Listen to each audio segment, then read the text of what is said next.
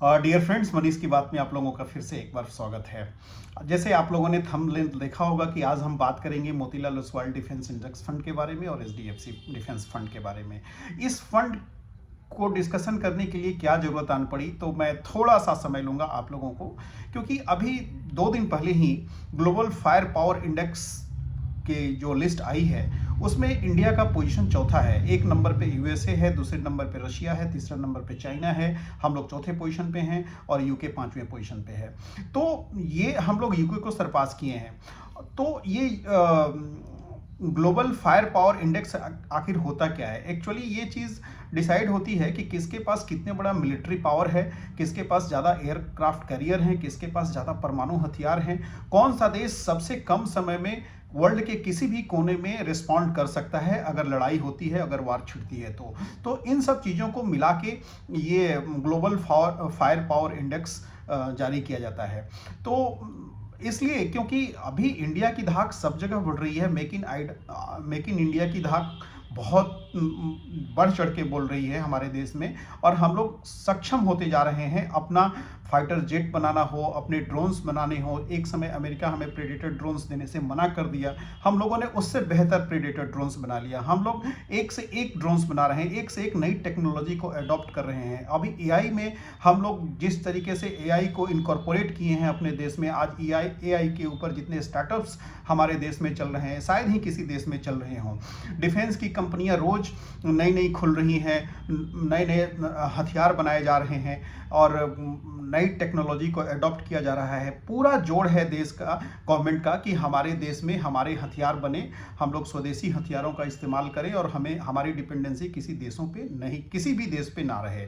तो उसके पीछे एक थोड़ा सा डाटा और दूंगा कि 2010 में जो हमारा डिफेंस एक्सपोर्ट था वो मात्र 613 करोड़ का था, और 23 और 24 का जो डिफेंस एक्सपोर्ट डाटा आया वो 21,000 करोड़ का है। तो कहाँ 613 करोड़ और कहाँ 21,000 करोड़, कितने का डिफरेंस है? 3-3.5 गुना डिफरेंस हो गया 10 सालों में।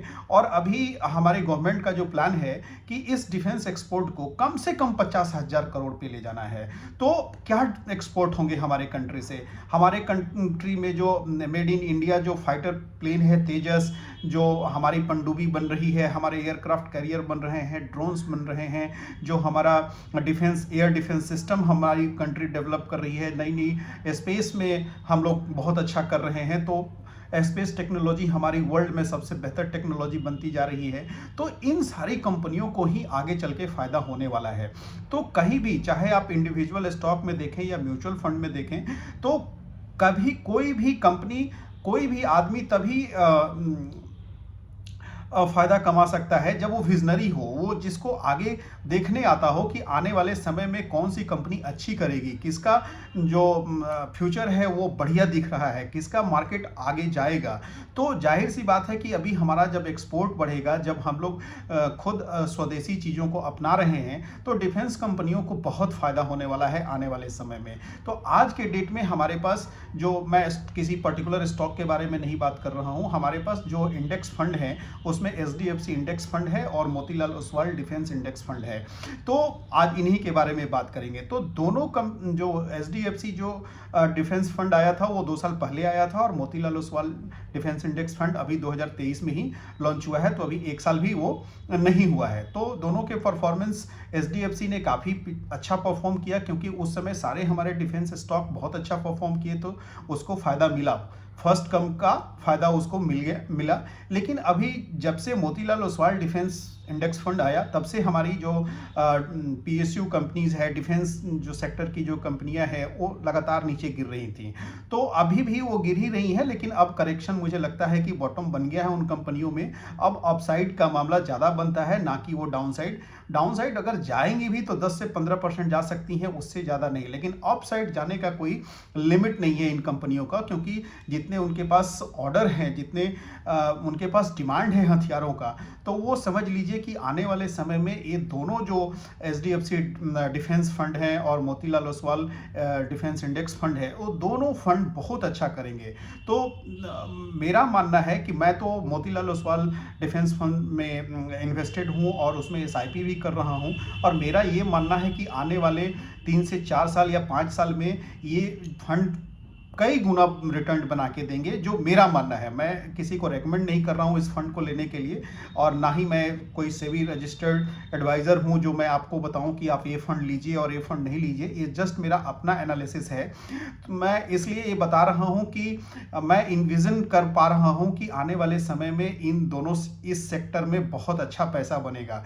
तो जो लोग अभी इसमें पैसा लगाएंगे उनका ही पैसा बनेगा, क्योंकि अभी ये सारी कंपनियां अपने टॉप से 40 to 50% करेक्ट हो चुकी हैं और अभी ऊपर रन करने के लिए, भागने के लिए एकदम तैयार हैं। तो Motilal Oswal defence index fund का फ़ायदा ये है कि उसमें एक्सपेंस रेशियो बहुत ही कम है एचडीएफसी डिफेंस इंडेक्स फंड का। वहाँ पे जो इसका एक्सपेंस रेशियो है ओनली 0.44% है, वहीं पे एचडीएफसी डिफेंस फंड का एक्सपेंस रेशियो 0.78% है।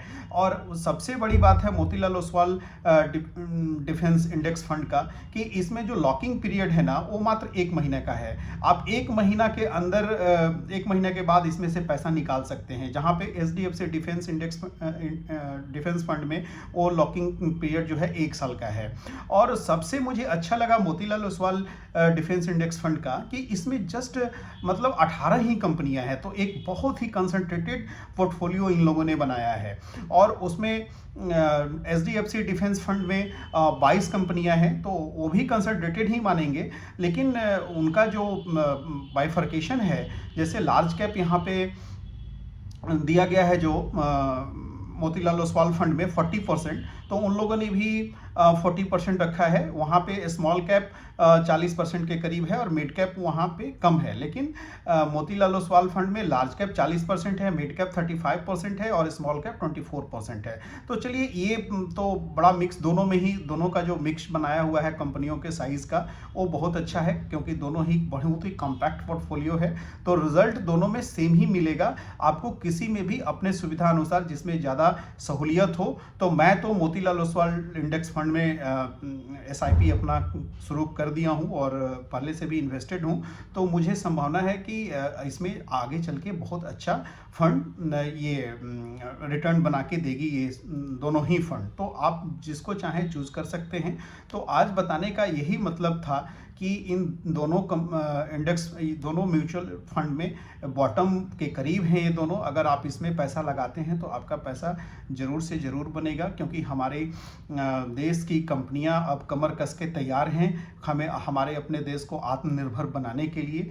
तो जहाँ पे आप देखेंगे कि कोई भी स्मॉल केस बनाता है तो 15 से 20 फंड का वो समूह होता ही है। तो आपको अगर 15 से 20 कंपनियों का एक म्यूचुअल फंड मिल रहा है तो बहुत अच्छी बात है। और ये हमें लगता है कि जो इसमें कंपनियां हैं, बील है, एचएल है, कोचिन शिपयार्ड है, मेसगांव डॉग है, जिन टेक्नोलॉजी है, तो सोलार इंडस्ट्री है, ये सारी जो कंपनियां हैं बहुत अच्छा करेंगी, क्योंकि इनके पास ऑर्डर बुक की भरमार है। इनके पास जितना इनकी कैपेसिटी है उससे ज़्यादा इनको ऑर्डर पहले से मिले हुए हैं, तो ये सप्लाई नहीं कर पा रही हैं इन सारी कंपनियां। तो मुझे लगता है कि आने वाले समय में ये दोनों फंड बहुत अच्छा करेंगे। तो आप लोग इसके बारे में सोचिए। मैं तो इन्वेस्टमेंट इसमें स्टार्ट कर दिया हूं, आप लोग भी इन्वेस्ट कर सकते हैं। और हाँ, मेरा कोई इसमें रिकमेंडेशन नहीं है, जस्ट मैं ये स्टडी पर्पस के लिए और एक इन्फॉर्मेशन देने के लिए ये वीडियो बना रहा हूँ, क्योंकि मेरा हॉबी है, मेरा इंटरेस्ट है, मेरा पैसन है कि अगर मैं कुछ अच्छा करता हूं और मुझे लगता है कि आप लोगों को भी इसमें बेनिफिट हो सकता है, तो मैं इस वीडियो को इसीलिए बनाया हूं।